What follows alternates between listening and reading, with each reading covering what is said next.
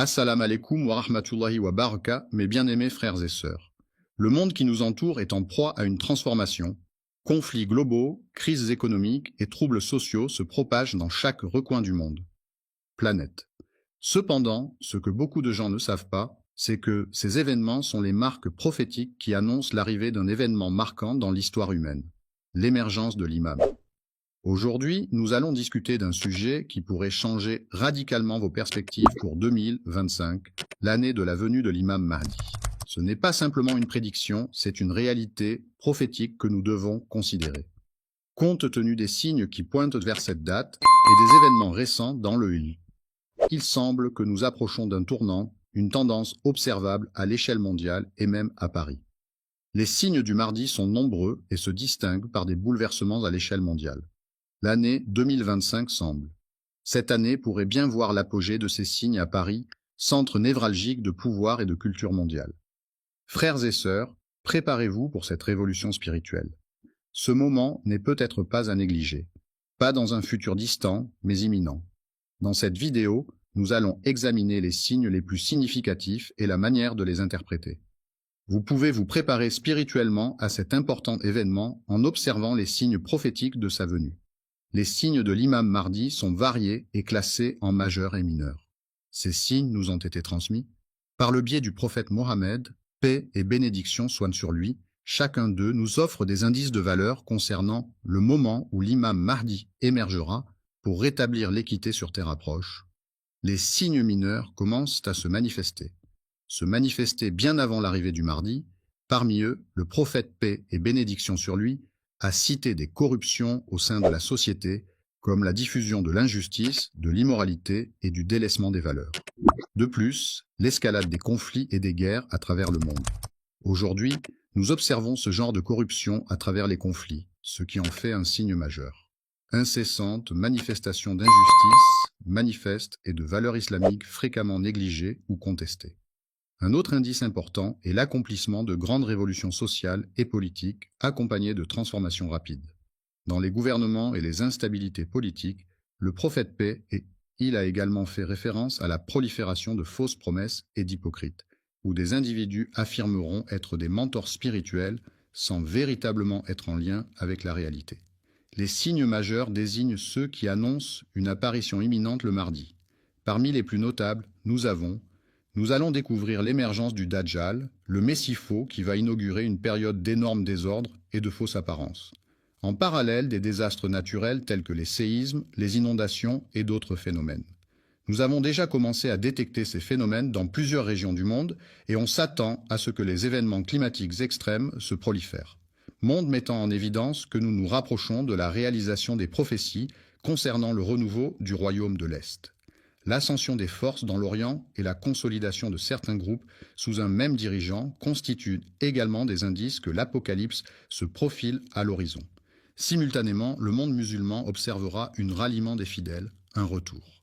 Vers la véracité de la croyance et de l'unification, l'un des indices les plus significatifs. Néanmoins, c'est la bataille ultime contre l'injustice. Le Mahdi mettra alors en évidence un grand déséquilibre entre le bien et le mal avec les croyants se trouvant dans une situation désespérée face à l'oppression. Cela pourrait se manifester par des crises globales de répression à grande échelle ou une ère de grande confusion spirituelle et éthique. Tous ces indices convergent et se dévoilent devant nous. Les signes de révolution sociale, d'instabilité politique et de catastrophes naturelles sont des indicateurs importants. Le retour de l'imam Mahdi ne représente pas une simple par hasard, ils sont les pionniers de l'arrivée du Mahdi, un moment qui représentera un tournant crucial dont certains chercheurs et savants font souvent référence à l'année dans le contexte de l'histoire humaine. Période islamique potentielle pour l'émergence de l'imam Mahdi. Pourquoi cette date revêt-elle une telle importance ? La réponse réside dans l'interprétation des symboles des événements à l'échelle mondiale et des calculs conventionnels, fondés sur des analyses approfondies des hadiths du prophète paix et bénédiction sur lui. Bien que cela ne soit pas toujours le cas, il n'y a pas de date spécifique pour l'événement du Mahdi. Certains érudits contemporains ont recours à des cycles lunaires et les hadiths qui évoquent les événements historiques permettent d'établir des suppositions sur la période de son apparition. Les signes précurseurs de la fin des temps et de l'émergence du Mahdi suggèrent qu'une époque spécifique est caractérisée. En scrutant ces événements, des chercheurs ont proposé que l'année 2025 se caractérisera par une concentration de signes majeurs. Pourrait bien être l'année où ces signes atteindront leur apogée. Le calendrier islamique est fondé sur le cycle lunaire est crucial pour définir ces périodes. Certaines années sont particulièrement importantes puisqu'elles sont liées à des harmonisations spirituelles et cosmiques mentionnées. D'après certains chercheurs, 2025 pourrait être conforme aux traditions islamiques. L'année où un certain nombre de ces indicateurs clés, tels que l'escalade des tensions géopolitiques et les changements sociaux tumultueux et les crises mondiales toucheront un stade irréversible. En effet, les conflits en cours, notamment les conflits au Moyen-Orient et les désordres sociaux en Europe et ailleurs, indiquent que nous sommes en train de pénétrer une phase terminale, qui précédant l'arrivée du Mahdi. Les bouleversements à l'échelle mondiale qui se multiplient d'année en année sont, certains les perçoivent comme des signes de l'apocalypse où les fidèles seront invités à s'unir. Force sous la direction du Mahdi. Cette période est caractérisée par une augmentation des conflits et des catastrophes. L'imam Mahdi pourrait se manifester dans un contexte marqué par des événements naturels et des bouleversements économiques. Les analyses basées sur les textes traditionnels et contemporains des prophéties islamiques montrent également que 2025, cela pourrait correspondre à un alignement spirituel significatif dans le calendrier islamique. Ce moment pourrait symboliser la conclusion d'un cycle majeur signifiant le commencement d'un autre, où l'imam Mahdi se manifestera pour rétablir la justice et la paix sur terre. Les indices de son avènement ne se manifesteront pas soudainement, mais seront. L'intensification prévue des progressifs en 2025 pourrait bien servir d'indice pour les fidèles de se préparer, spirituellement et d'approfondir leurs croyances. L'année 2025 pourrait être bien plus qu'une simple année marquée par des événements.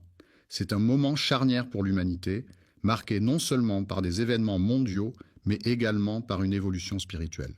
Les fidèles doivent se purifier sur le plan spirituel, rétablir leur lien avec Allah et se préparer pour la venue de l'imam Mahdi qui ramènera la vérité divine dans un univers embrouillé par la confusion et l'injustice. Ce sera un instant crucial. Toute l'humanité et les fidèles doivent se préparer à accueillir cet événement majeur avec foi et patience. Les signes annonciateurs de l'arrivée de l'imam Mahdi se révèlent petit à petit et un grand nombre de les événements mondiaux actuels peuvent être considérés comme des indicateurs de cette arrivée.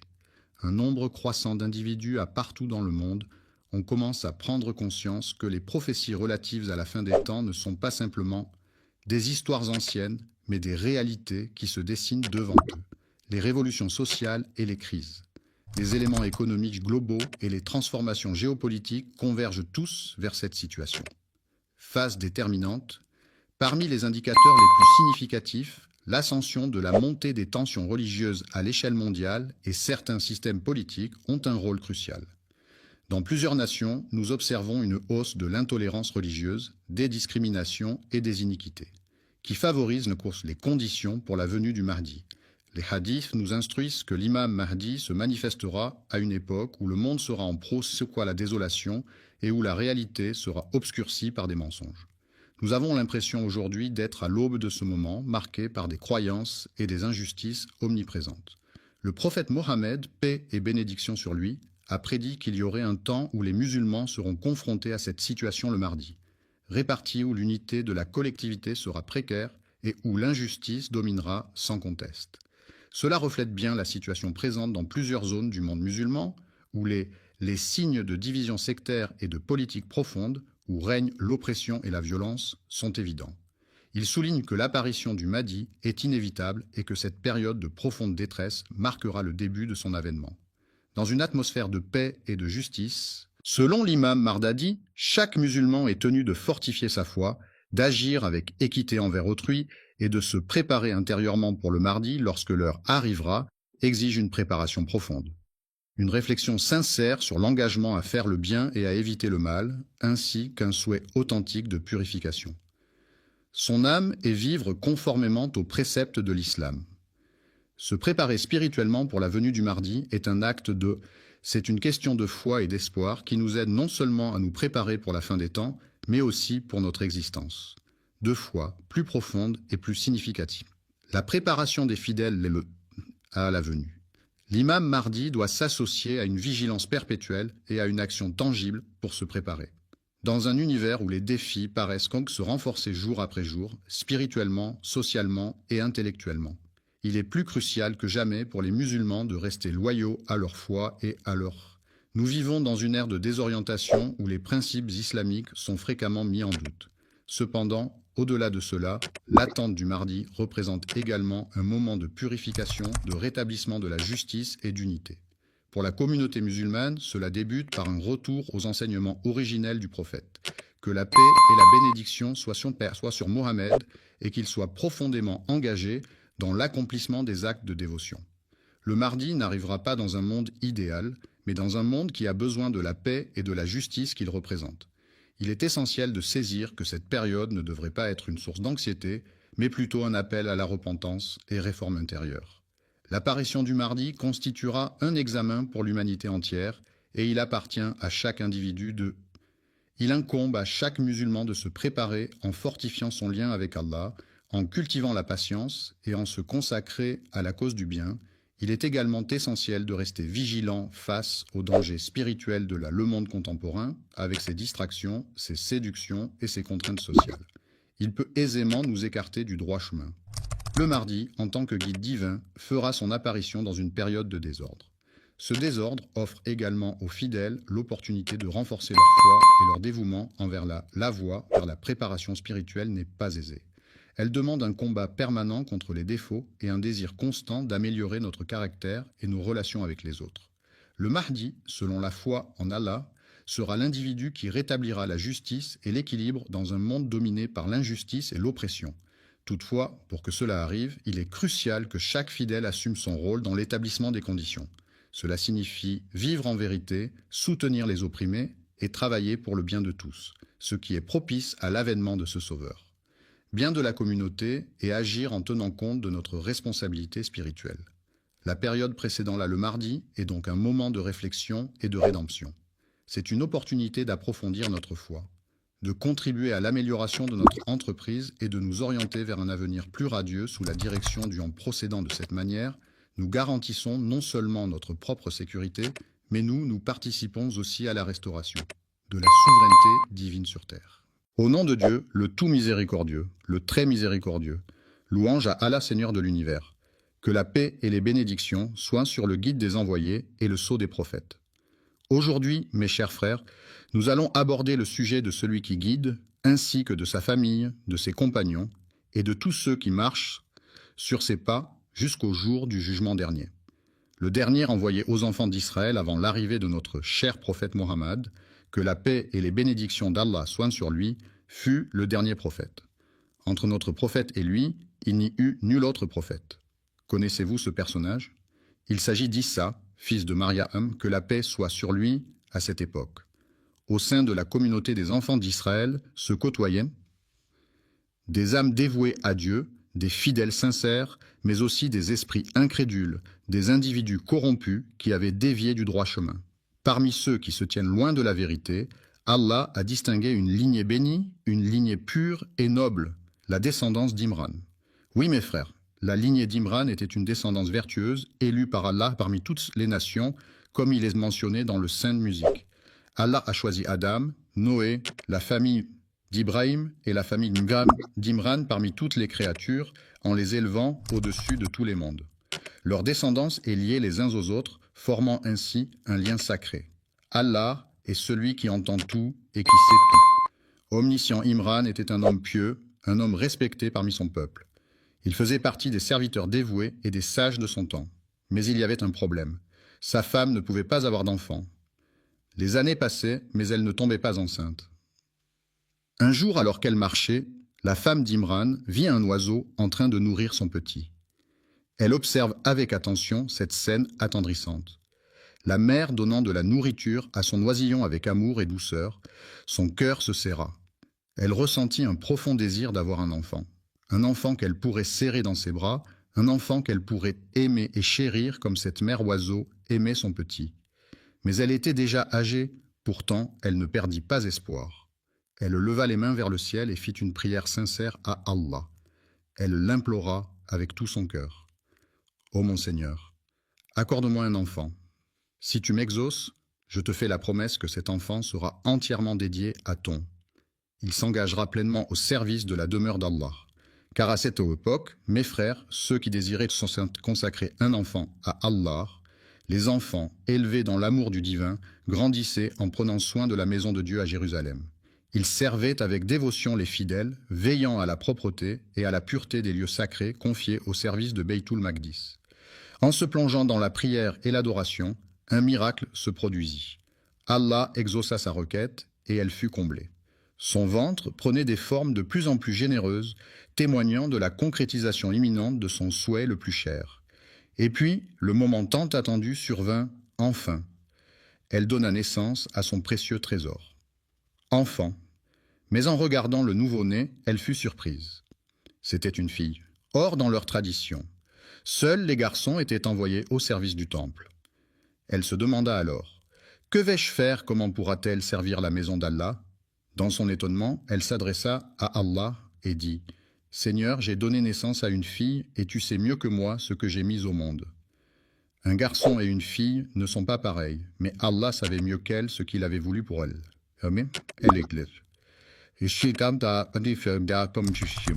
Cet enfant était spécial, très spécial. Alors la femme d'Imran prit une grande décision. Elle appela sa fille Mariam et fit une autre prière. « Ô Allah, je place cet enfant sous ta protection, ainsi que sa future descendance contre le diable maudit. » Et Allah exauça sa prière. Ainsi naquit Mariam, la mère du prophète Isaac, que la paix soit sur eux, et ainsi Allah accepta la prière de la mère de Mariam. Mes frères, savez-vous qu'à la naissance, chaque bébé est touché par le diable? Oui, notre bien-aimé prophète, que la paix et la bénédiction d'Allah soient sur lui, nous l'a enseigné. Quand un enfant vient au monde, le diable le pique de son doigt, ce qui fait que le bébé pousse un cri. Mais il y a deux exceptions dans toute l'histoire de l'humanité.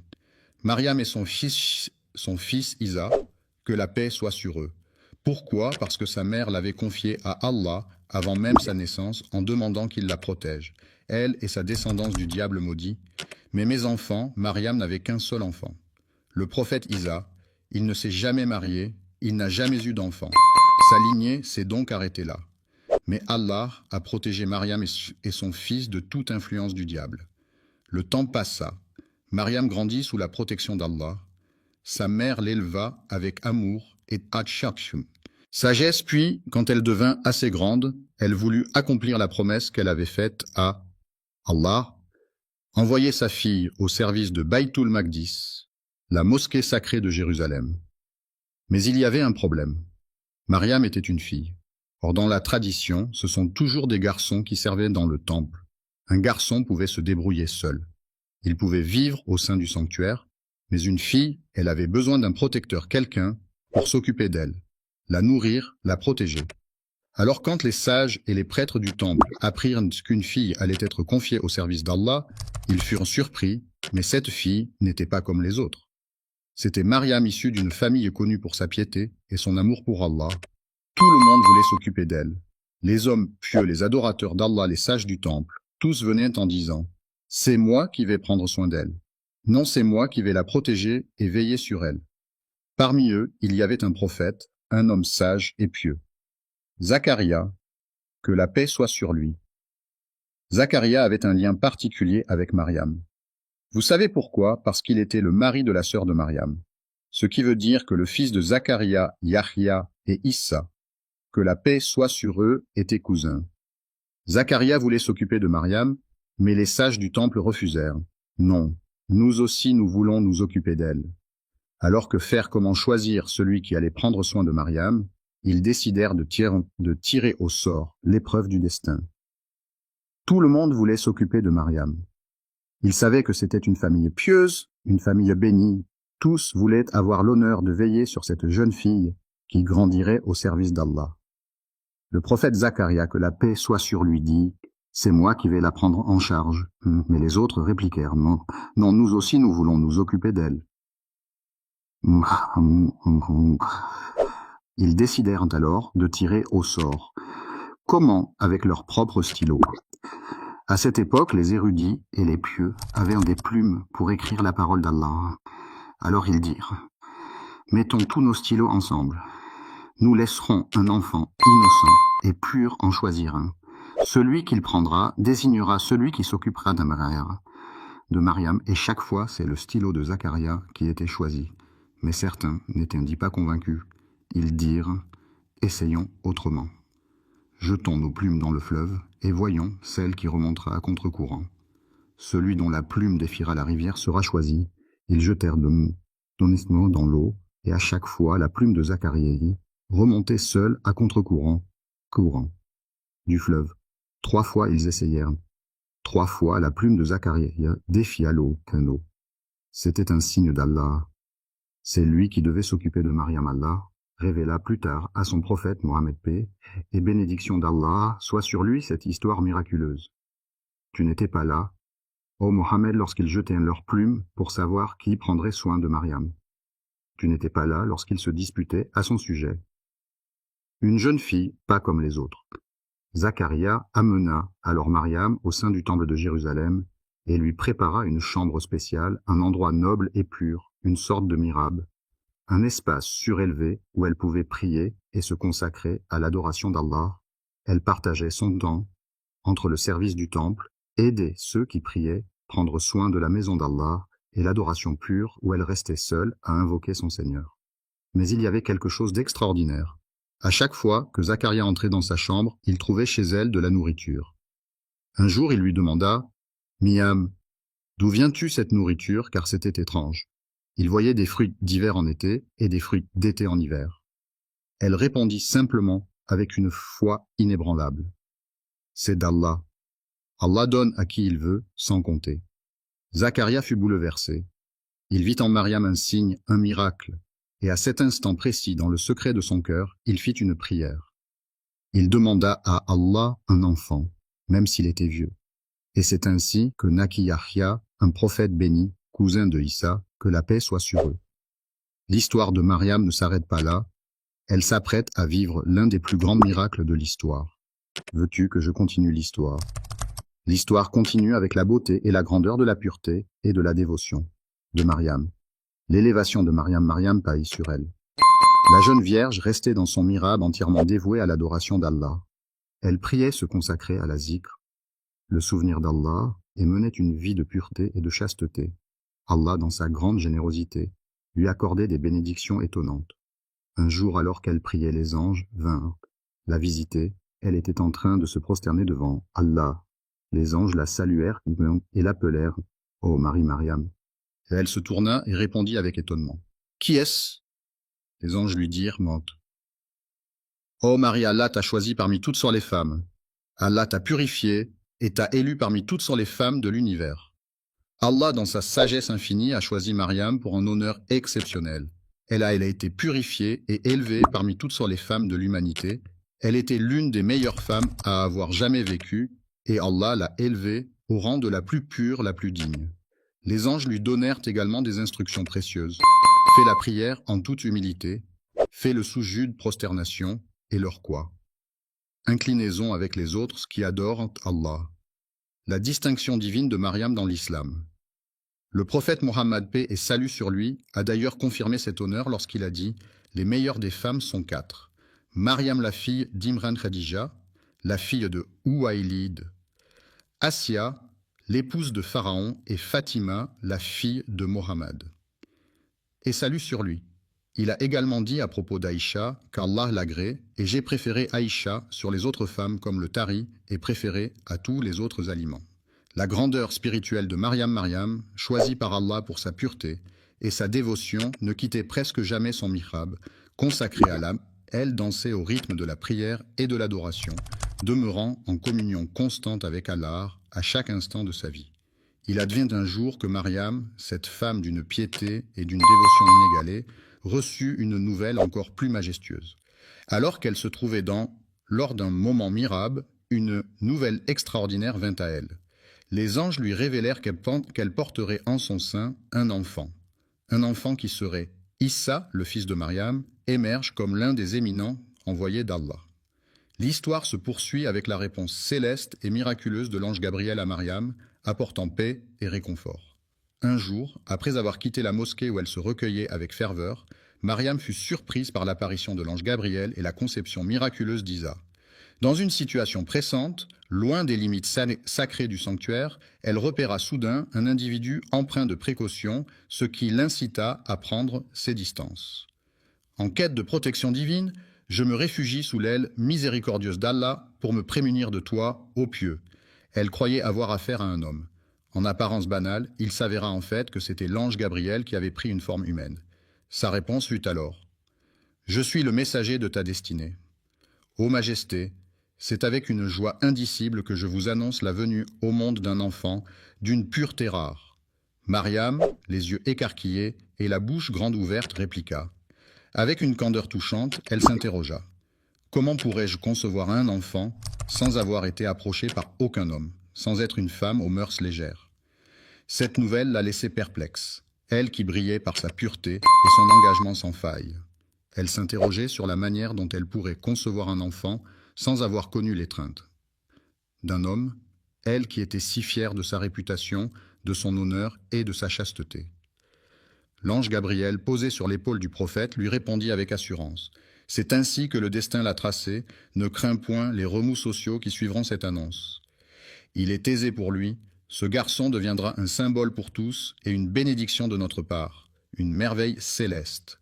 Allah demanda à l'ange Gabriel de déposer en elle le souffle de la conception, permettant ainsi la naissance miraculeuse d'Isa, le fils de Marie. Ce que Mariam ignorait à ce moment-là, c'était que le miracle divin qu'elle s'apprêtait à vivre allait non seulement éblouir l'humanité, mais aussi se révéler comme une manifestation éclatante de miséricorde à son égard. Le futur enfant d'Isa grandira pour devenir un être d'une importance colossale. Sa naissance sera un événement monumental pour quel destin attend l'humanité après ce prodige de la conception? Comment Mariam et la société réagiront-elles à cette naissance miraculeuse? C'est par l'entremise de l'ange Gabriel que le vêtement de Marie reçut une brise céleste, laquelle se fraya un chemin jusqu'à son ventre pour y opérer une conception miraculeuse. Ainsi fut-il sans précédent. Un simple contact humain a suffi, et à partir de ce moment-là, elle se retrouva enceinte. C'était comme si un miracle divin, sans pareil, s'était produit, un acte direct de la volonté de. Après avoir conçu un enfant divin, Marie se retira loin des regards indiscrets, cherchant refuge dans un lieu retiré pour protéger son précieux secret. Elle portait en son sein l'enfant d'Issa, et déjà les chuchotements et les interrogations s'élevaient, enveloppant cette situation à la fois étrange et miraculeuse. Au fond d'elle, elle était consciente qu'elle portait en elle un messager divin, un symbole unique pour l'humanité. Un jour, Mariam croisa la route de la mère de Yahya, celle-là même qui était enceinte à son tour. Les deux femmes partagèrent un instant chargé d'émotions. La mère de Yahya partagea une vision spirituelle qu'elle avait eue, racontant à Mariam s'aperçoit que ce qui réside en elle s'incline humblement face à ce qui habite en toi, exprimant ainsi respect et admiration. Adoration fervente. Les deux femmes, éblouies par la magnificence des prodiges divins qui s'accomplissaient en elles, s'étaient évanouies. Dans cette aventure spirituelle hors du commun, ils se portaient mutuellement dans les larmes. Cependant, pour Zacharie, homme intègre et dévot, la situation s'avérait être un défi de taille. Il était perplexe et troublé par les événements, surtout face à la naissance miraculeuse de l'enfant sans père humain. Un jour, il s'approcha de Mariam et l'interrogea sur la mystérieuse énigme de la vie. Peut-il exister, par le plus grand des prodiges, une croissance sans graines, une naissance sans commencement?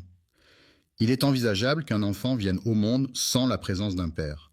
Mariam, empreinte de sagesse et de foi, répliqua sans la moindre hésitation. Oui, c'est possible, car Allah a donné naissance à Adam sans père. Si Allah a pu façonner l'humanité de cette façon, il n'y a rien d'insurmontable pour lui. Zacharie, imprégné de sa sagesse et de sa réponse, réalisa que cet événement était divinement orchestré. Mariam rassura Zacharie en lui disant que sa grossesse était divine, faisait partie du plan de Dieu et qu'elle avait été annoncée par un messager d'Allah. Le Messie Issa, fils de Mariam, était clairement confirmé par la volonté divine et les miracles continuaient à l'entourer, faisant de lui un signe pour le monde. L'humanité était sur le point de recevoir un prophète de Dieu dont le message serait une lumière pour les générations futures. Quel destin attendaient Mariam et Isa par la suite? La société saura-t-elle célébrer cette grossesse exceptionnelle qui marque un tournant décisif dans la vie de Mariam? L'arrivée d'Isa et le miracle qui l'accompagne promettent une histoire captivante. À Bethléem, Le moment tant espéré se présenta enfin et Mariam commença à ressentir les prémices du travail. Elle se dirigea vers un lieu retiré aux abords de cette ville proche de Bethléem. À Jérusalem, elle prit place aux côtés d'un vieux palmier. Dans l'étreinte d'une douleur intense, elle fit face à l'épreuve du travail, cherchant refuge dans cette souffrance. La douleur le poussa à exprimer une pensée désespérée envers Allah. Si seulement je n'avais pas été conçu avant cela, si seulement je n'avais jamais vu le jour, si seulement. Avant que tout ceci ne survienne, alors que la douleur m'envahissait, l'ange Gabriel se manifesta pour offrir un peu de réconfort. De sa voix douce, il s'adressa à moi depuis les racines de l'arbre, dissipant mes craintes. Ne crains point, car ton Seigneur a fait jaillir un ruisseau sous tes pieds. Puis à volonté de cette eau apaisante et laisse tes craintes s'envoler. Ensuite, il lui prodigua ses directives. Secoue la cime de ce palmier et qu'il te gratifiera de ses dattes fraîches. Mariam, dans sa fragilité, serait-elle capable de défier la nature en secouant un arbre pour en faire tomber des fruits? C'était presque un défi physique insurmontable. Malgré l'impossibilité apparente, elle savait que l'ordre divin était limpide. Il lui suffisait d'accomplir ce qui lui était demandé, et Allah se chargerait du reste, comme secouer le tronc des palmiers dattiers. Les pluies fraîches s'abattirent, offrant la subsistance indispensable pour revigorer Mariam. Elle se rassasia de cette nourriture miraculeuse, ressentant un réconfort apaisant. Cependant, une interrogation persistait en elle. Quelles paroles les autres prononceront-ils si je... Voudrais-tu bien me présenter ce charmant bambin? La préoccupation de l'ange Gabriel trouva écho dans sa réponse. Si tu croises en quelqu'un, annonce simplement que j'ai engagé un serment de silence envers le Tout-Puissant. Ainsi, mes lèvres resteront closes pour la journée. Mariam, en se conformant à la volonté divine, elle embrassa son destin avec une foi inébranlable et une patience infinie.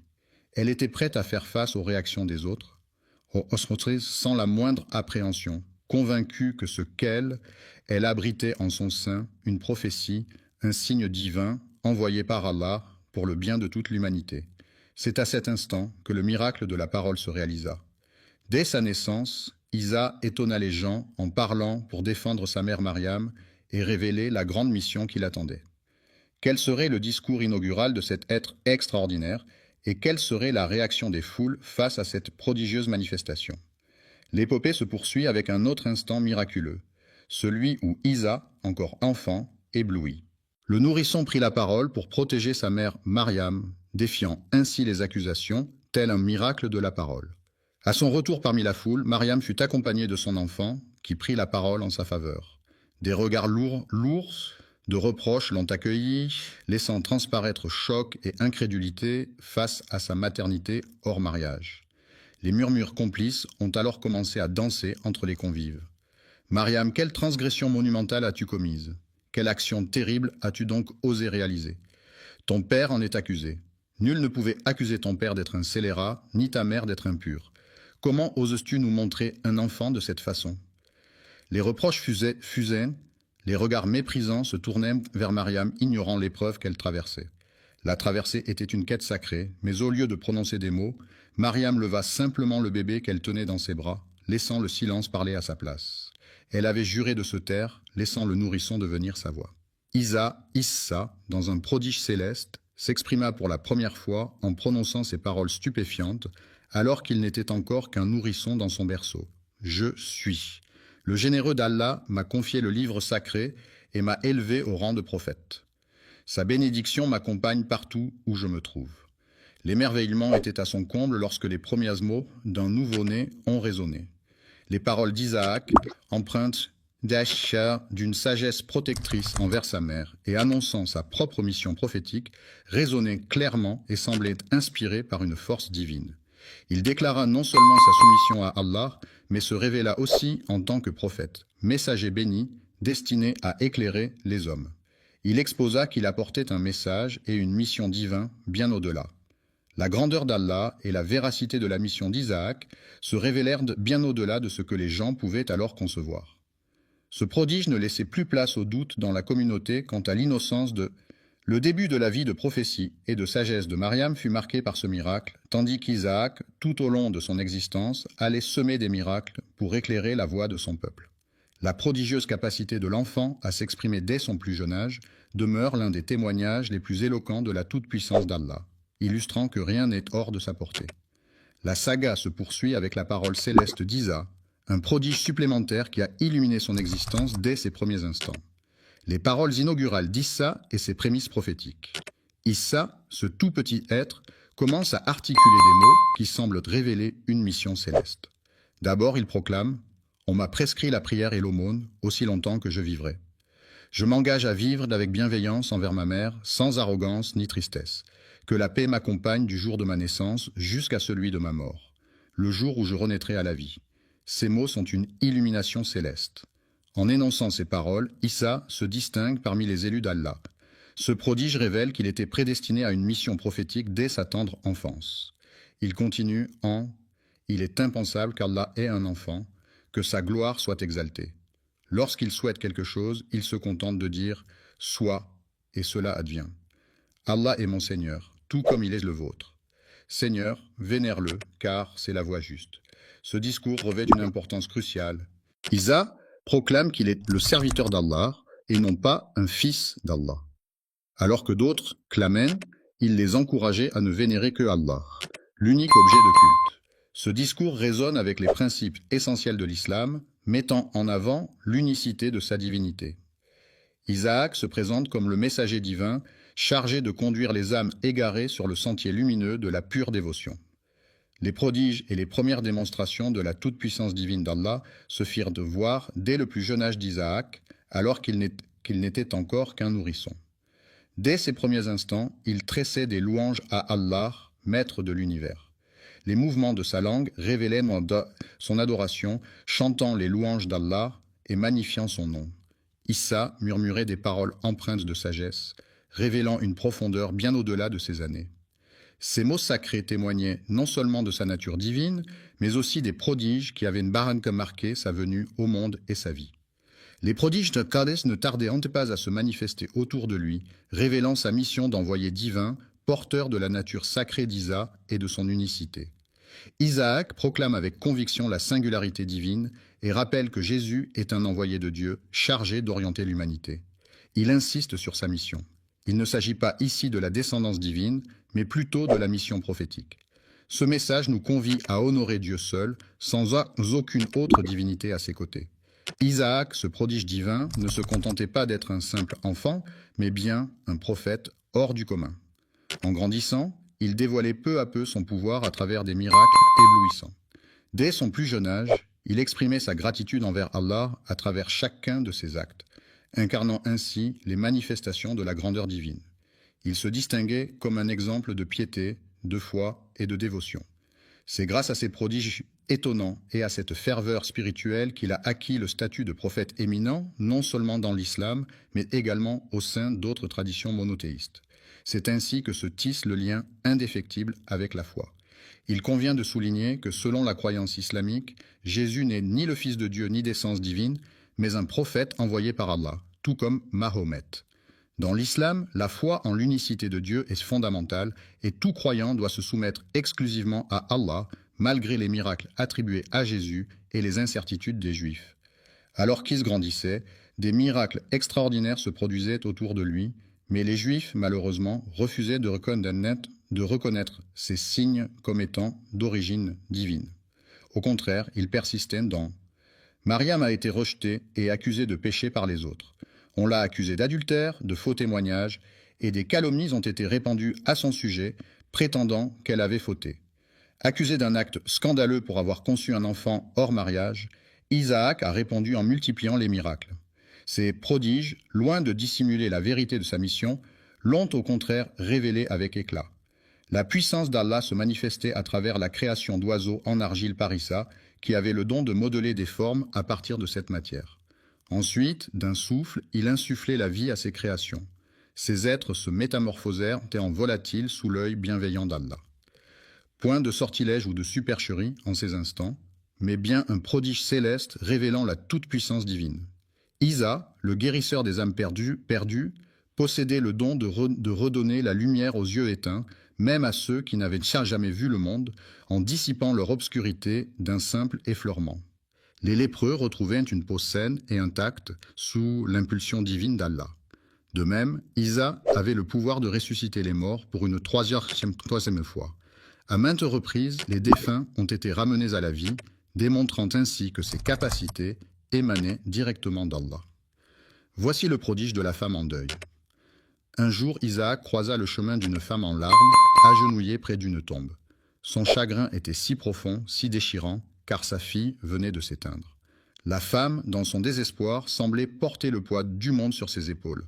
Désespoir avait fait le serment solennel de ne pas abandonner le caveau tant que sa fille ne serait pas revenue à la vie. Isa s'avança vers elle et lui demanda la raison de ses larmes. Désespoir lui confia qu'elle était déchirée, car elle avait Isa, emplie d'un amour infini pour sa fille, refusé catégoriquement d'accepter sa mort. Avec une sérénité et une compassion débordantes, il se tourna ensuite vers le tombeau. Dans un murmure empreint de foi, il invoqua Allah, implorant sa miséricorde et sa clémence. Grâce à la générosité et à la toute-puissance divine, la jeune fille put renaître sous les regards ébahis de sa mère et de tous ceux présents. La stupéfaction des spectateurs face au prodige d'Isa était telle que sa réputation de faiseur de miracles ne faisait aucun doute. Il était ardu de contester la puissance d'Isaac, pourtant les Juifs, englués dans leur refus obstiné, persistaient à explorer des stratagèmes pour discréditer à la fois Isaac et sa mère. Enfermés dans leur arrogance, ils dédaignaient la vérité qui leur était pourtant si évidente. Ces épisodes révèlent qu'Is était bien plus qu'un simple prophète, mais également un visionnaire. Un prodige en chair et en os, une manifestation éclatante du pouvoir divin sur terre. Son dessein n'était point de recevoir des hommages, mais de guider les âmes vers la lumière de la vérité et de l'élévation. Il est essentiel de souligner l'unicité de l'adoration d'Allah. L'histoire d'Isa regorge d'enseignements spirituels et de signes divins qui se révèlent être une véritable merveille en soi.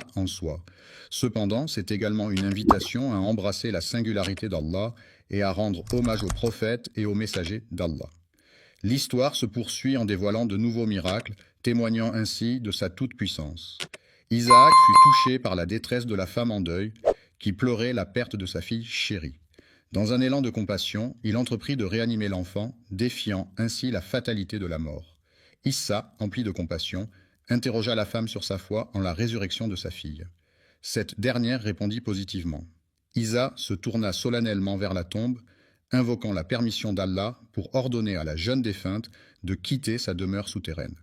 Après avoir répété son commandement à 2 reprises, au 3e appel, le tombeau se fissura et la jeune fille émergea, éblouissante. Elle était vivante mais terrifiée, ses cheveux avaient viré au gris par la peur, et elle confia à Issa que dès qu'elle avait entendu la voix d'Issa pour la première fois, elle avait été saisie par une force divine. Au réveil, une 2e voix chuchotait près de sa tête, tandis qu'un ange l'accompagnait. Puis, une 3e voix lui insuffla la vie. À ce moment-là, elle pensa que l'heure de la résurrection avait sonné. La mère, partagée entre la joie et l'angoisse, fit une requête émouvante à Issa, implorer Allah pour apaiser la peur de sa fille Isa face à l'inéluctable danse de la mort. Après avoir partagé son souhait d'apaiser la terreur du dernier soupir, la jeune fille fut ramenée à sa tombe. Même face au prodige évident réalisé par Isaac, les Juifs ne pouvaient s'empêcher de Issa, investi de la sagesse et de la connaissance divine d'Allah, était soumis à un interrogatoire visant à le défier et à le déstabiliser. Accorder s'est prêté au jeu en répondant à leurs questions, démontrant ainsi qu'ils avaient une connaissance approfondie de ce qui se déroulait dans leur demeure, leurs habitudes alimentaires, leurs possessions et leurs secrets bien gardés. Son pouvoir prophétique, en étroite connexion avec Allah, se manifestait clairement. Pourtant, face à cette évidence, les Juifs persistaient dans leurs incertitudes. Allah, dans sa sagesse infinie, a dépeint dans le Coran ce croyant comme un messager divin envoyé aux enfants d'Israël, porteur de signes éclatants et de vérités indubitables. Isa révéla avec évidence que par la grâce d'Allah, il avait le pouvoir de façonner des oiseaux en argile, de leur insuffler la vie et de les voir s'envoler dans les cieux.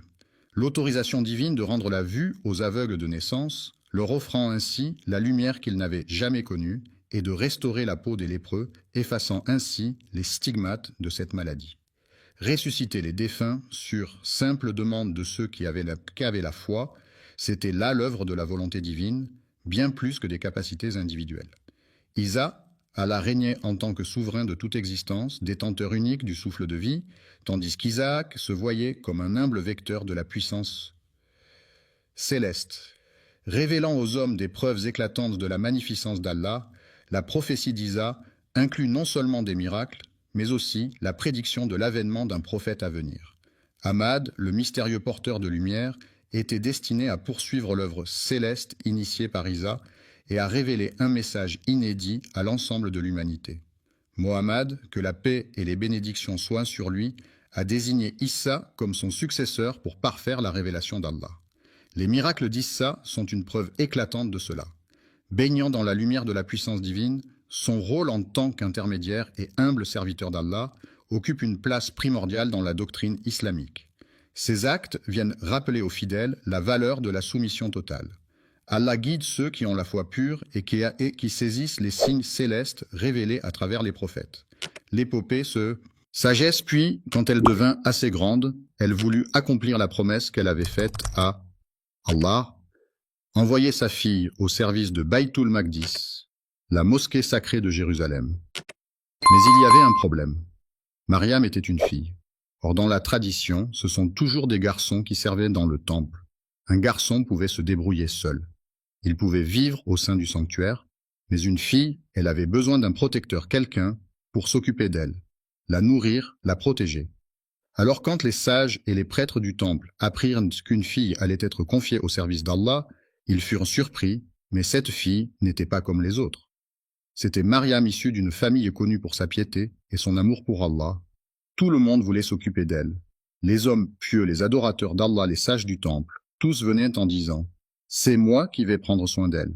Non, c'est moi qui vais la protéger et veiller sur elle. » Parmi eux, il y avait un prophète, un homme sage et pieux. Zacharia, que la paix soit sur lui. Zacharia avait un lien particulier avec Mariam. Vous savez pourquoi? Parce qu'il était le mari de la sœur de Mariam. Ce qui veut dire que le fils de Zacharia, Yahya et Issa, que la paix soit sur eux, étaient cousins. Zacharia voulait s'occuper de Mariam, mais les sages du temple refusèrent. Non, nous aussi nous voulons nous occuper d'elle. Alors que faire comment choisir celui qui allait prendre soin de Mariam, ils décidèrent de tirer au sort l'épreuve du destin. Tout le monde voulait s'occuper de Mariam. Ils savaient que c'était une famille pieuse, une famille bénie. Tous voulaient avoir l'honneur de veiller sur cette jeune fille qui grandirait au service d'Allah. Le prophète Zacharia, que la paix soit sur lui, dit « C'est moi qui vais la prendre en charge. » Mais les autres répliquèrent « Non, non, nous aussi nous voulons nous occuper d'elle. » Ils décidèrent alors de tirer au sort. Comment? Avec leurs propres stylos. À cette époque, les érudits et les pieux avaient des plumes pour écrire la parole d'Allah. Alors ils dirent « Mettons tous nos stylos ensemble. Nous laisserons un enfant innocent et pur en choisir un. Celui qu'il prendra désignera celui qui s'occupera de Mariam, et chaque fois c'est le stylo de Zacharia qui était choisi. Mais certains n'étaient pas convaincus. Ils dirent « Essayons autrement. Jetons nos plumes dans le fleuve et voyons celle qui remontera à contre-courant. Celui dont la plume défiera la rivière sera choisi. » Ils jetèrent honnêtement dans l'eau, et à chaque fois la plume de Zacharia remontait seule à contre-courant du fleuve. 3 fois ils essayèrent. 3 fois la plume de Zacharia défia l'eau. C'était un signe d'Allah. C'est lui qui devait s'occuper de Mariam. Allah révéla plus tard à son prophète Mohammed paix et bénédiction d'Allah soit sur lui cette histoire miraculeuse. Tu n'étais pas là, ô Mohammed, lorsqu'ils jetaient leurs plumes pour savoir qui prendrait soin de Mariam. Tu n'étais pas là lorsqu'ils se disputaient à son sujet. Une jeune fille, pas comme les autres. Zacharia amena alors Mariam au sein du temple de Jérusalem et lui prépara une chambre spéciale, un endroit noble et pur, une sorte de mihrab, un espace surélevé où elle pouvait prier et se consacrer à l'adoration d'Allah. Elle partageait son temps entre le service du temple, aider ceux qui priaient, prendre soin de la maison d'Allah et l'adoration pure où elle restait seule à invoquer son Seigneur. Mais il y avait quelque chose d'extraordinaire. À chaque fois que Zacharia entrait dans sa chambre, il trouvait chez elle de la nourriture. Un jour, il lui demanda « Miam, d'où viens-tu cette nourriture, car c'était étrange. Il voyait des fruits d'hiver en été et des fruits d'été en hiver. Elle répondit simplement, avec une foi inébranlable. C'est d'Allah. Allah donne à qui il veut, sans compter. Zacharia fut bouleversé. Il vit en Mariam un signe, un miracle, et à cet instant précis, dans le secret de son cœur, il fit une prière. Il demanda à Allah un enfant, même s'il était vieux. Et c'est ainsi que naquit Yahya, un prophète béni, cousin de Issa, que la paix soit sur eux. L'histoire de Mariam ne s'arrête pas là, elle s'apprête à vivre l'un des plus grands miracles de l'histoire. Veux-tu que je continue l'histoire? L'histoire continue avec la beauté et la grandeur de la pureté et de la dévotion de Mariam. L'élévation de Mariam pâlit sur elle. La jeune vierge restait dans son mihrab entièrement dévouée à l'adoration d'Allah. Elle priait se consacrer à la zikr, le souvenir d'Allah, et menait une vie de pureté et de chasteté. Allah, dans sa grande générosité, lui accordait des bénédictions étonnantes. Un jour, alors qu'elle priait, les anges vinrent la visiter. Elle était en train de se prosterner devant Allah. Les anges la saluèrent et l'appelèrent « Ô Marie Mariam ». Au nom d'Allah, le tout miséricordieux, le très miséricordieux. Tout-puissant, rien n'existait en dehors de lui. Il est le premier, il n'y a rien d'autre. Il n'y avait rien d'autre que le tout-puissant Allah. Out était en sa présence. Il n'y a rien qui précède Allah, l'absolu, Allah le puissant. Majestueux a conçu une œuvre. La création a débuté avec le que trône est plus imposant que ce que l'on peut imaginer. Même une simple partie du trône représente une grande chose. La chaise, lorsqu'on la compare au trône, est comme un anneau dans un océan. Abandonne le trône et la chaise, et en ce qui concerne la chair, elle a enveloppé les Allah est grand. Il a créé le trône et l'a érigé au-dessus de l'eau, entre ciel et terre. C'est d'abord Allah, le Tout-Puissant, qui a créé tout ce qui existe. Par la suite, il a créé le stylo. C'est alors qu'Allah, dans toute sa puissance et majesté, lui ordonna d'écrire. Il répondit en disant que « Dois-je rédiger tout ce qui se passera jusqu'à l'heure et plus encore ?» Sur la tablette préservée, il est écrit qu'Allah a créé le trône, et puis il a conçu la plume et a rédigé, avec le stylo, tout y est.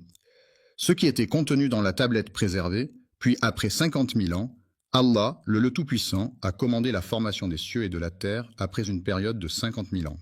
La création du ciel et de la terre a été accomplie en 6 jours, marquant le début de toute cette œuvre. Les cieux et la terre étaient liés de manière intime, et il a divisé la terre en plusieurs jours. Et les cieux ont également été créés en 6 jours au total. Nieriez-vous l'existence de celui qui a façonné la terre en plusieurs jours et qui est à l'origine de tout? Allez-vous offrir des égoutes? Ainsi, tel est le Seigneur de l'univers, c'est lui qui a... Elle reçoit la bénédiction et la désignation de ces montagnes qui sont fermement ancrées au-dessus d'elle. La réponse pour ceux qui se demandent comment obtenir des ressources alimentaires en quelques jours est la suivante. On t'informe que les cieux et la terre ont été créés en 6 jours et qu'un stylo notait tout cela sur le trône. Tout juste après 50 000 ans, Allah a créé les cieux et la terre. Ils étaient. Le ciel et la terre étaient étroitement liés, formant une unité indissociable. Inséré dans cet immense et vaste univers, le Seigneur Tout-Puissant il est prescrit que le ciel ne soit pas simplement séparé de la terre, mais plutôt que le ciel lui-même soit divisé en 7 strates et la terre. Elle se divise soudainement en plusieurs couches, ceux qui ont mécru n'ont pas, étant donné que le ciel et la terre constituaient une masse solide unie ensemble. Après cela, nous les avons séparés et avons produit de l'eau. Tout être vivant ne croira-t-il pas, alors qu'il s'agit de la vraie? Dans l'immensité de ce grand Big Bang, soudainement, cieux et terre se séparent. Soudain, le ciel est scindé en 7 strates et la terre l'est aussi. Je ne peux pas faire ça. Le trône est conçu à partir de la vapeur d'eau présente sur la terre. L'eau, comme nous l'avons mentionné, génère de la vapeur qui s'échappe de son état liquide, et c'est cette vapeur. C'était une création dont nous ne pouvons pas vraiment saisir la grandeur. Cette vapeur s'est transformée en fumée dans cet immense cosmos, et cette dernière a marqué le commencement du « Il s'est alors tourné vers le ciel, qui était embrumé, et lui a dit ceci. Venez à la terre et au ciel, embrassons tous deux avec bonne volonté. Bien qu'ils aient là tous les deux déclaré que nous venons pour obéir, c'est le commencement de la création. Comme le décrit le Coran et comme cette planète est magnifique, c'est la Terre. Sur quelle planète habitons-nous et quel est son âge? Ce sont les êtres qui existaient dès le commencement de la création. Allah, le Tout-Puissant, est préférable également. Toutefois, nous croyons qu'après un certain laps de temps, Allah le Tout-Puissant a créé une création à partir du feu. On l'appelle Djinn à cause de son caractère invisible et son origine est liée au feu. Essentiel d'une flamme de feu, sans fumer des flammes du feu, sans fumer Allah. Cet être a été exalté et glorifié, créant ainsi cette œuvre. Il a résidé sur terre en portant la responsabilité de sa création. Il était responsable de ses actions. Il existait des lois permises et prohibées, des obligations et devait se soumettre. Cependant, à cette époque, les djinns. Il y avait une vaste corruption sur la terre, et là où Tout-Puissant et majestueux leur enverrait des anges pour sanctionner leur corruption et pour le déversement de leur sang parmi les anges. Il était l'un des leaders des djinns de cette époque et portait le nom de Satan. En haute considération de la connaissance et de la foi en Allah, le Tout-Puissant accordé au rang des il combattait les injustices parmi les djinns aux côtés des anges de temps à autre.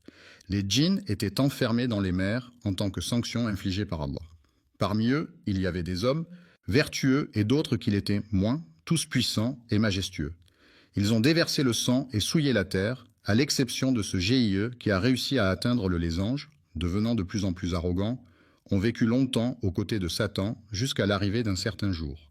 Le jour où le Tout-Puissant, avec toute sa majesté, donnera l'ordre à ses anges de que signifie faire quelque chose pour le Seigneur Tout-Puissant.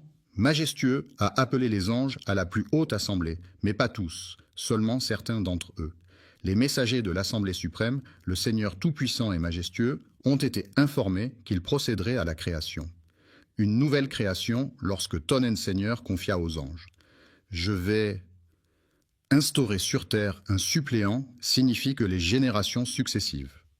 En d'autres termes, ils se succéderont génération après génération, c'est ce que cela signifie. Vicaire, il prend la suite lorsque Tonen Seigneur confie. « Ah, je vais établir un vicaire sur la terre », les anges en répondent. Enquête, les anges étaient déjà au courant de ce que les djinns avaient accompli auparavant. Humains en matière de corruption et de propagation de sang, autrement dit, là, cette nouvelle création adoptera les mêmes actions. Ils diront, « Vas-tu en désigner une qui sèmera le chaos et déversera le sang, alors que nous sommes là pour te sanctifier, et Seigneur, si tu désires la gloire de ton peuple, alors nous sommes ces derniers. Qui sont capables de t'adorer? Nous sommes ici pour te sanctifier et te glorifier. » Allah a répondu à cela. Il déclare en toute vérité, « Je sais ce que vous ignorez, je possède une connaissance que vous n'avez pas. » Que vous ne savez pas, il sait que parmi ces humains se manifesteront des prophètes. Il affirme en vérité que la création d'un ordre supérieur aux anges est une réalité. Sachez que ce que vous ignorez, le Tout-Puissant et majestueux le sait. Allah, le Tout-Puissant, connaît ce que Satan dissimule dans son cœur. Le Seigneur avait l'intention de le présenter devant les anges avec majesté. L'être omnipotent et majestueux avait pour but de réaliser une création pour une jajta. La création d'Adam a commencé ici, c'est la sagesse qui le sait. Qu'Allah, le Tout-Puissant et majestueux, a fait savoir aux anges qu'il créerait une nouvelle création, à lui le Tout-Puissant. Et dans toute sa majesté, il a donné l'ordre à Gabriel de descendre sur cette terre où habitera cette créature. Il lui commanda de lui apporter de la terre alors qu'il était en train de créer quelque chose de nouveau. Gabriel a tenté de récupérer un objet enfoui dans le sol, mais la terre semblait vouloir se protéger de lui. Tu cherchais refuge auprès d'Allah si tu voulais me rabaisser ou me Gabriel. De ce fait, redoutait qu'elle cherche refuge auprès d'Allah et retourna donc. Alors, vers son Seigneur, Allah, le Tout-Puissant et majestueux, a envoyé Michael s'est rendu sur le sol pour recueillir de la terre, mais celle-ci elle disait qu'elle cherchait refuge auprès d'Allah contre lui, si tu le souhaites. Michael, craintif, se tourna vers son Seigneur et alla L'ange de la mort a été envoyé par le Tout-Puissant et majestueux pour l'accompagner.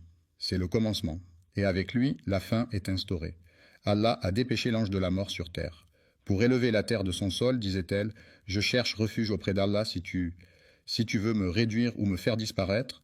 Alors l'ange de la mort dit, et je cherche protection auprès d'Allah contre toute transgression de ses commandements. C'est lui qui m'a prescrit d'agir ainsi. Ainsi, le sol de la planète présente une variété de couleurs allant du blanc au noir, en passant par le jaune et le rouge. Il y a parfois un sol dur et un sol mou entre les deux. Il a choisi ce sol-là. Tous les aspects positifs et négatifs du sol ont été apportés à partir de cette source. On l'a nommé Adam de la terre parce qu'il sera une nouvelle création.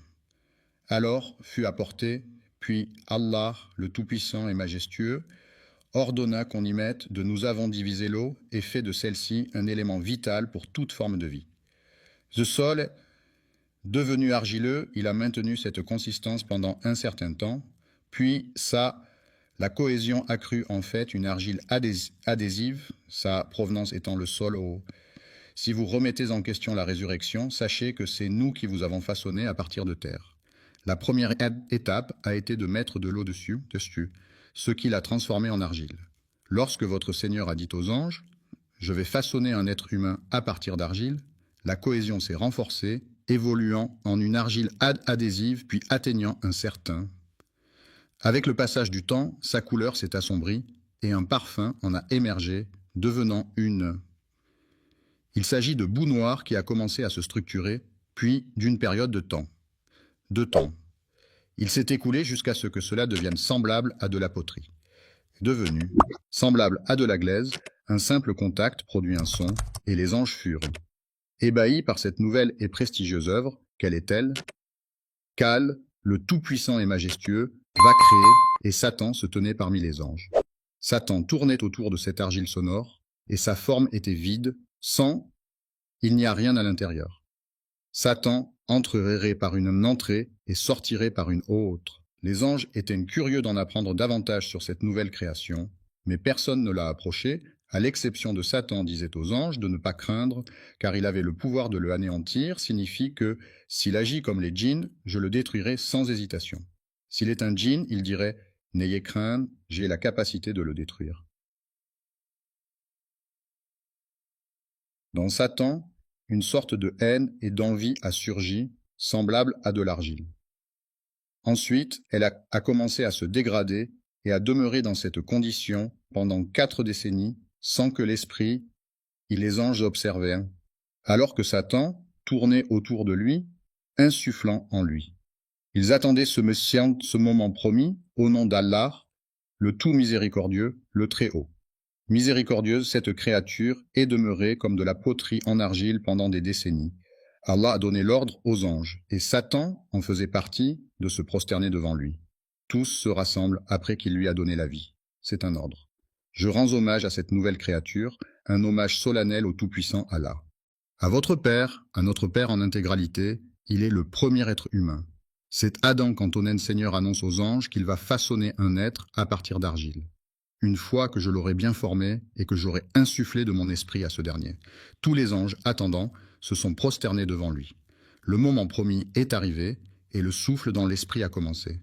Est-ce que ça a commencé à entrer dans la tête d'Adam? L'esprit a commencé à s'introduire par la tête. Adam, cette argile qui s'est durcie comme de la poterie à chaque fois que l'âme le demande.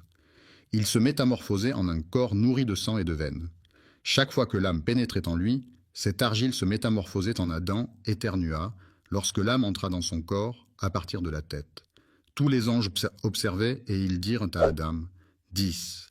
Alhamdoulilah, Adam, que la paix soit sur lui, a déclaré et tous ont entendu. Alhamdoulilah, l'âme réside maintenant dans la tête du Tout-Puissant. Dis-lui que Tonen Seigneur ait pitié de toi, puis l'âme fut achevée dans là. Alors Adam a observé les fruits du paradis qui se trouvaient devant lui dans une scène grandiose, représentant les anges aux côtés de Satan et du Seigneur. Le paradis, avec ses fruits, était à portée de main, tout puissant, et devant lui, jusqu'à ce que l'âme, dès qu'il a atteint son abdomen, il a immédiatement éprouvé le désir de la toucher. L'instinct naturel a commencé à se matérialiser dans ce sentiment. Le développement de sensations, d'instincts et de dispositions naturelles a commencé Dès que l'âme toucha son abdomen, notre père Adam éprouva instantanément le désir de la posséder. Il a rapidement décidé de manger, étant donné que son estomac se faisait déjà sentir. Il a sauté avec impatience vers la nourriture, comme Allah l'a dit. L'homme a été conçu avec une nature innée. Les êtres humains possèdent une essence intrinsèque. Cette impatience innée s'est manifestée chez notre père Adam dès le premier jour, jusqu'à ce que l'âme ait été complétée en Adam, paix soit sur lui, dans sa forme. La plus splendide et optimale disposition d'Adam, que la paix soit sur lui. Il s'est présenté devant les anges, et dès qu'ils l'ont aperçu, ils se sont inclinés. Comme Allah le leur a commandé en hommage à cette nouveauté, alors tous les anges se sont prosternés. À quel point ils des milliards, voire des millions, au-delà de tout dénombrement. Seul Allah sait mieux. Peu importe combien ils étaient, aucun d'eux n'a omis de se prosterner. Pour honorer cette nouvelle création, tous les anges se sont inclinés, ce qui témoigne qu'aucun il ne reste que 2 d'entre eux, à l'exception d'une créature qui ne se présente pas. Des anges, certes, mais également des djinns que pourtant Allah a honorés. Néanmoins, l'arrogance et la toux est formée sur des données jusqu'à octobre 2023. C'est une audace terrifiante et une arrogance incroyable que de désobéir à quelque chose. Quelles sont les manifestations de désobéissance auxquelles Satan a cédé alors qu'il demeure seul? Tous les anges ont fait prosternation, sauf Iblis qui a refusé de le faire. Il s'est gonflé d'orgueil et est devenu pour la première fois l'ombre des infidèles. On désobéit au Seigneur Tout-Puissant dans le ciel par cette créature qu'il a créée. Honoré, hélas, il ne méritait ni cette bénédiction, ni cette faveur. Le Seigneur Tout-Puissant, dans toute sa gloire, interrogea Iblis, bien qu'il le connaisse parfaitement. Meilleur que celui qui t'a empêché de te soumettre devant ceux que j'ai façonnés de mes propres mains, tu es rempli d'orgueil ou vous vous considérez parmi les élites, êtes-vous devenu imbu de votre personne? Voyons la réaction du vilain. Satan, quelle audace! Je suis supérieur à lui, dit-il.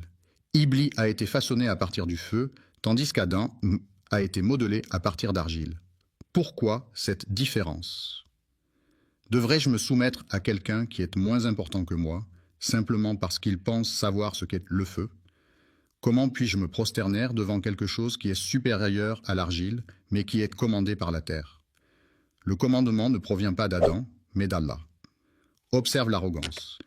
Allah lui a dit, « Ô Iblis, qui t'a empêché de te prosterner ?» Iblis a dit, « Je suis supérieur à lui. Tu m'as façonné avec du feu, tandis que lui a été créé à partir de terre. » Formé d'argile, Adam est le premier être créé. La première chose qu'il perçoit en ouvrant les yeux, c'est ceci. Les anges se courbent devant lui et le Seigneur Tout-Puissant s'adresse à qui il veut. Il dialogue avec Satan et lui tient tête dans une scène. Pour la première fois, Allah le Tout-Puissant est désobéi au ciel, ce qui est terrifiant. Satan a dévoilé son arrogance, sa convoitise, sa malice et son opposition sous l'ordre d'Allah, le Tout-Puissant. Il déclare « Je suis meilleur que lui. Pourquoi? Devrais-je m'incliner devant lui? La bénédiction a commencé à descendre sur moi. À ce moment-là, Satan dira « Sors d'ici, tu es banni, et sur toi, cela constituera ma malédiction jusqu'au jour du jugement. Comment as-tu osé me défier? » Allah a ordonné à Satan, et la malédiction ainsi que sa colère se sont abattus sur lui. Il est devenu un diable rejeté, frappé par la colère d'Allah Tout-Puissant. À partir de ce moment, suite à une rencontre avec des anges, il a été maudit. Que Dieu l'ait maudit. Chassé des cieux les plus élevés, il a de nouveau dégradé son statut à ce point. À ce moment-là, il a profité de la situation sans demander pardon à Allah.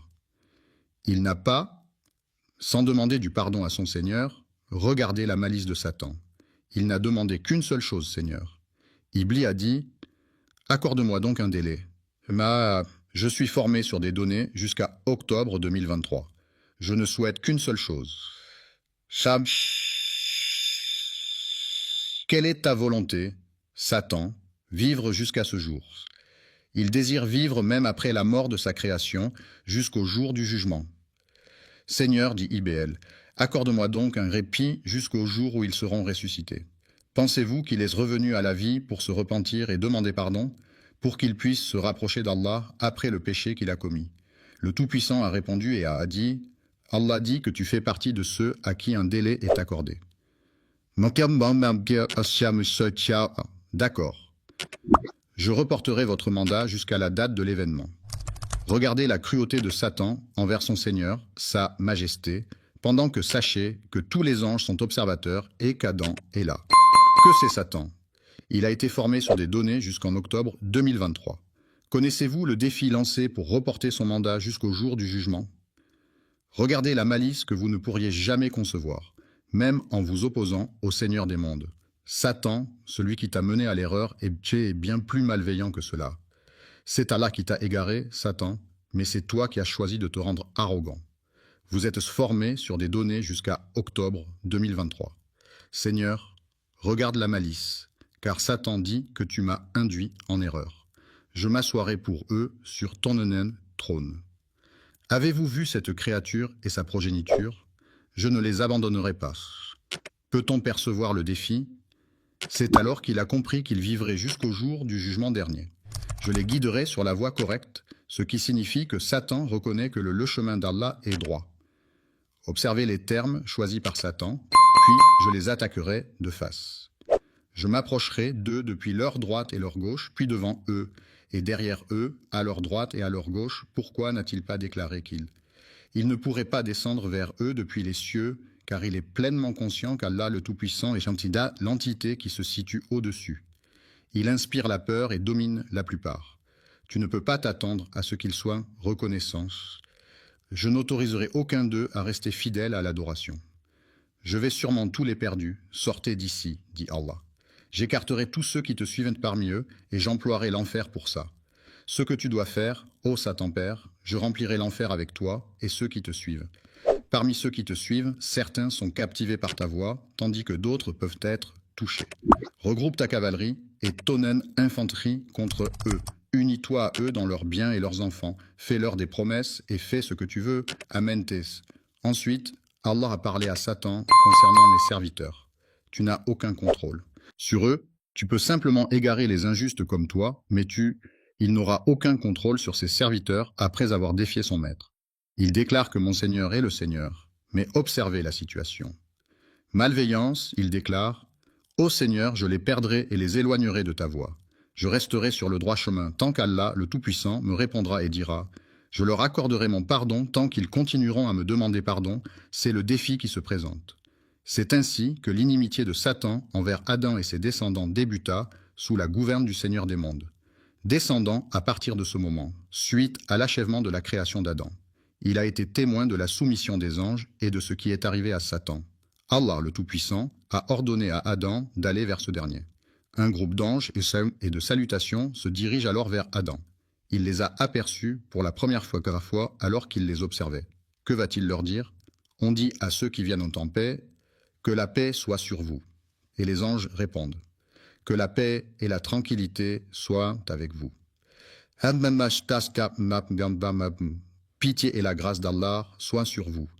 Qu'Allah ait dit à Adam, ceci est votre salutation, ainsi que celle de vos descendants après vous, mais oui, les descendants lui sont alors présentés, et à ce moment-là, il peut voir tous ses descendants.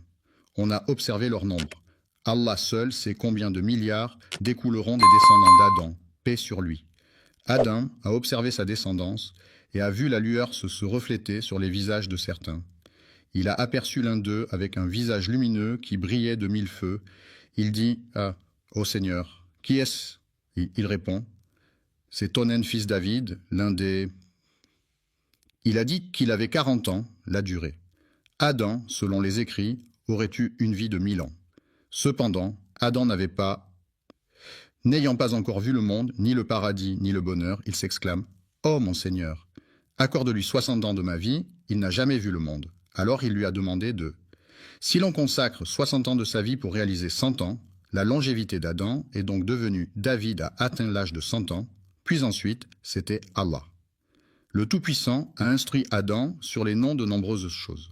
Il résidera à paradis, lui a enseigné que ceci est un arbre, cela ce sont des feuilles, ceci est un fruit, ceci est de la nourriture, ceci est une rivière, et cela, il lui a appris les noms.